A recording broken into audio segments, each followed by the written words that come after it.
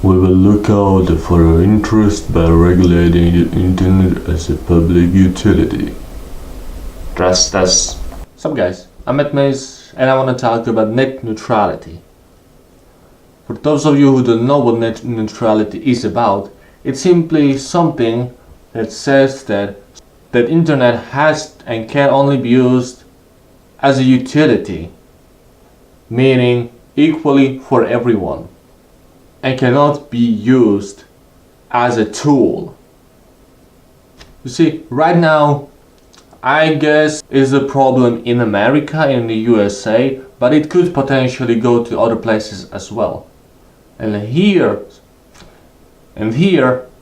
are some questions and answers. What's the problem? Most people get their high-speed internet access from only a few telecommunication giants: AT&T, Comcast, Cox, Centrelink, Charter, and Verizon. When we send or receive data over the internet, we expect those companies to transfer that data from one end of the network to the other. Period. We don't expect them to analyze or manipulate it, and starting in 2015, the Federal Communications Commission, FCC, has had protections in place to prevent broadband providers from doing just that. But now the Trump FCC is moving to do away with those protections. What do you mean they manipulate our data? New technologies now allow telecom companies to scrutinize every piece of information we send or receive online.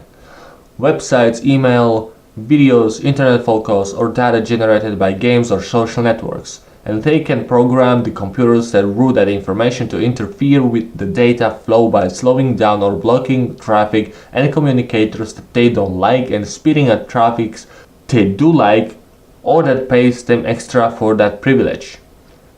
Imagine if the phone company could mess with your calls through bad connections or frequent dropped calls when you try to order pizza from Domino's, because Pizza Hut would be paying them. They're not allowed to do that, are they? The phone company isn't allowed to do that because telephone services is treated under the laws as common carrier that has the responsibility to treat all traffic neutrally. But this is what the FCC is now proposing to do: remove the equivalent rules for broadband internet. Why would telecoms want to interfere with the internet data? Profit and other corporate interests, or a dislike for certain political viewpoints, or those that it deem controversial. Companies might want to interfere with speech that makes them look bad, blog applications that compete with their own, degrade or block access to union sites during a labor conflict, or increase their profit by forcing developers to pay more to avoid having their data blocked or slowed down. Won't competition prevent them from doing any of this? It should and would, but it won't. First of all, manipulations of our data are not always easily detectable. Content can be delayed or distorted in important but subtle ways. Second, most Americans don't have more than a handful of legitimate high-speed broadband options at home.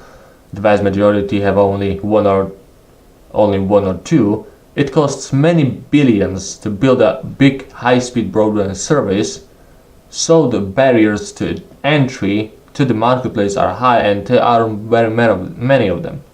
That means customers often can switch if a broadband provider starts messing around with their service. Have there been any actual instances of service providers interfering with the internet, or is it all just theoretical? Broadband providers have both the incentive and the ability to interfere with the internet. That hasn't stopped net neutrality opponents from claiming that the threat is theoretical and that applying time-honored common carriers principles to the internet is a solution in search of a problem. In fact, real abuses happened consistently before the FCC puts its network neutrality rules in place. AT&T's jamming of Rockstar's political protest. During an August 2007 performance by the rock group Pearl Jam in Chicago, AT&T censored words from lead singer Eddie Vedder's performance. The ICP, which was responsible for streaming the concert, shut off the sound as Vedder said, "George Bush, leave this world alone," and "George Bush, find yourself another home." By doing so, AT&T, the self-advertised presenting sponsor of the concert series, denied viewers the complete exclusive coverage they were promised. Although Vedder's words contained no profanity, an AT&T spokesperson claimed that the words were censored to prevent youth visiting the website from being exposed to excessive profanity. AT&T then blamed the censorship on an external website contractor hired to screen the performance, calling it a mistake and pledging to restore the unedited version of Vedder's appearance online. Comcast throttling of online file sharing through BitTorrent. In 2007, Comcast, the nation's largest cable TV operator and second largest ISP, discriminated against an entire class of online activities in 2007 by using deep packet inspection to block file transfers from customers using popular peer-to-peer networks such as BitTorrent, eDonkey, and Gnutella. Comcast's actions, which were confirmed in nationwide tests conducted by the Associated Press, were unrelated to network congestion.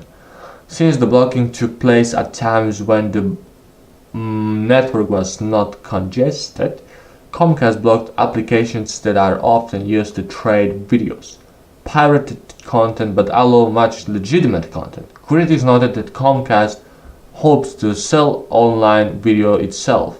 The FCC subsequently took action against Comcast for this abuse. Comcast stopped the throttling but also challenged the order in court and won, leading to a crisis in enforcement of net neutrality. Verizon wireless censorship of not all pro-choice America. In late 2007, Verizon Wireless cut off access to a text messaging program by the pro-abortion rights group NARAL that the group used to send messages to its supporters. Verizon stated that it would not service programs from any group that seek to promote an agenda or distribute content that in its discretion may seem as controversial or unsavory to any of our users. Verizon Wireless reversed its censorship of NARAL only after widespread public outrage. TELUS blocking of striking workers' website. In 2007, the Canadian Telecom, involved a bitter labor dispute, blocked its internet subscribers from accessing a website run by the union that was on strike against TELUS. So what exactly is net neutrality and what would it do? Net neutrality means applying well-established common carrier rules to the internet in order to preserve its freedom and openness. Common carriage prohibits the owner of a network that holds itself out of all corners from discriminating against information by halting, slowing, or otherwise tampering with the transfer of any data, except for legitimate network management purposes such as easing congestion or blocking spam. Important fact, common carriage is not a new concept. These rules have a century-old history. They have long been applied to facilities central to the public life and economy of our nation, including canal systems, railroads, public highways, and telegraph and telephone networks. What can be done to preserve the freedom and openness of the internet? The Trump FCC is moving fast to rescind the agency network neutrality protections. On May 18, 2017, the agency voted 2-1 to move forward with this destructive policy. The FCC is now accepting public comments through August 16, 2017. At that point, the commissioners will vote on the final version of the proposal to rescind the rules. Citizens need to make their voices heard, not only in comments to the FCC, but also to their elected representatives. Why does the ACLU care about preserving an openness of the internet? Network neutrality is a consumer issue, but it is also one of the foremost free speech issues of our time. In this day and age, it is pretty much impossible to get through life without using the internet, which is why it's essential that our free speech rights are protected both on and offline. After all, freedom of expression isn't worth much if the forums where people actually make use of it are not themselves free. That is why the ACLU, a tireless defender of free speech and First Amendment right for nearly a century, has long supported FCC actions that promote competition and innovation in telecommunications. The ACLU has been a principal participant in almost every single internet free speech case that has reached the US Supreme Court in the past 2 decades, and our legislative staff has been aggressive on the issue in Congress and the FCC. We continue to be vigilant on the issue. So, this is the long version. The short version is that net neutrality repeal would only benefit those who want extra profit and manipulate data. It's funny that one of the biggest supporters of net neutrality repeal appear to be companies that were already previously involved in one of the biggest scandals when it comes to spying on people. There is really no other reason to repeal net neutrality other than more profit. The internet shouldn't be used for any company as a personal database or as a personal hitman for other websites, for other businesses. The internet should remain as to be something that everyone can use equally, and that any company, everyone can use to promote a business in different ways. Not for someone to be specifically be able to use internet speed, connections, stuff like that to do that. If you do a little research on the internet or through Google or whatever search engine you use, you can quite easily find that AT&T, Comcast and Verizon seem to be for net neutrality repealance.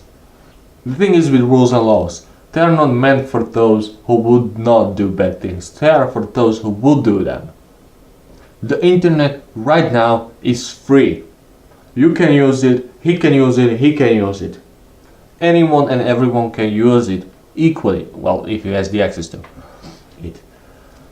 With this not being the case, you don't want to imagine the kind of manipulation of data, news, anything and everything that someone would have money to could do. This is not just some website having a slower information, slower connection speed, and the other one, its competitor, would have a slower or faster one. This is, well, also about that, but from a big part about freedom of speech, freedom of information. Information should not, especially private information of people, phone calls, emails, whatever, should not be manipulated without their consent and their knowledge. So if you are for this net neutrality repealance, make sure that you know what you actually are in for repealing. And if you're against, then just sign petitions and do what you can, or at least try to. Spread the word, do whatever you can to simply not allow this. So, but make your own opinion about it. If you agree with this video, like it, leave a like, subscribe to support this channel, shout at me in the next videos. Bye.